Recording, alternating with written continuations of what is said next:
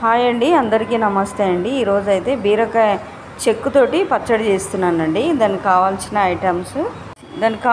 Items అండి 3 టమాటా, నిమ్మకాయ ఎంత చింతపండు, కారానికి సరిపడా పచ్చిమిరపకాయలు, 1 స్పూను జీలకర్ర తీసుకున్నా. పొయ్యి ముట్టించి బాండీ పెట్టానండి.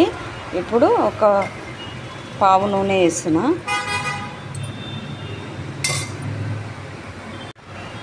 ఇప్పుడు పచ్చిమిరపకాయలు వేస్తున్నా. 2 ముక్కలుగా చింపి వేసుకోవాలి, ఎందుకంటే ఇవి పటపట అంటాయి నూనెలో వేగుతుంటే, అందుకని 2 ముక్కలుగా చింపి వేసుకోవాలి. ఎల్లిపాయలు వేసాను, జీలకర్ర కూడా వేసానండి. ఇది సిమ్లో పెట్టుకొని వేపుకోవాలి. ఎల్లిపాయలు 7-8 వేసాను. మిరపకాయలు వేగినాయి, తీసేసాను. కట్ చేసుకున్న టమాటా ముక్కలు వేస్తున్నా. టమాటా ముక్కలు ఇట్లా సన్నగా పొడిగా కట్ చేసుకోవాలి, ఎందుకంటే తొందరగా మగ్గుతాయి కాబట్టి.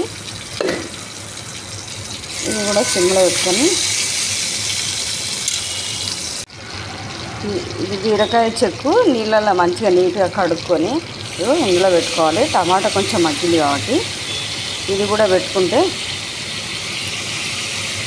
మగ్గుతుందండి. ఇది చెక్కు అని, ఇది పాతకాలపు మాట అండి. చెక్కు అని, ఇది బీరకాయ చెక్కు, ఆనకాయ చెక్కు అంటారు. ఇప్పుడైతే బీరకాయ తొక్కు, బీరకాయ తాట, బీరకాయ పొట్టు అంటారు. అప్పటి కాలంలో ఇది బీరకాయ చెక్కు అంటారు దీన్ని. అయితే ఇది మగ్గడానికి ఇంకొక 2 పావులు నూనె కూడా వేస్తున్నా. ఇప్పుడు మంచిగా నీళ్ళల్లో కడుక్కున్న చింతపండు వేసేస్తున్నా.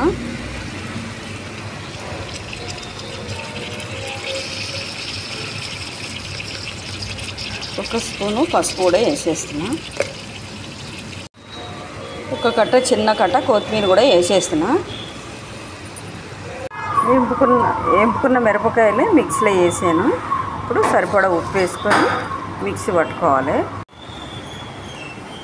బీరకాయ చెక్కు పచ్చడికి మిక్సీ పట్టాను, సరిపడా ఉప్పు వేసి. ఇప్పుడు తాలింపు పెట్టాను. ఎండుమిరపకాయలు, కరివేపాకు, జీలకర్ర, ఆవాలు, శనగపప్పు, మినపప్పు వేసి తాలింపు పెట్టాను. బీరకాయ చెక్కు పచ్చడి రెడీ అండి. పచ్చడి అయితే బాగా వచ్చింది చూడండి. మరి మీరు కూడా నచ్చితే ట్రై చేయండి, లైక్ చేయండి, షేర్ చేయండి. Thank you.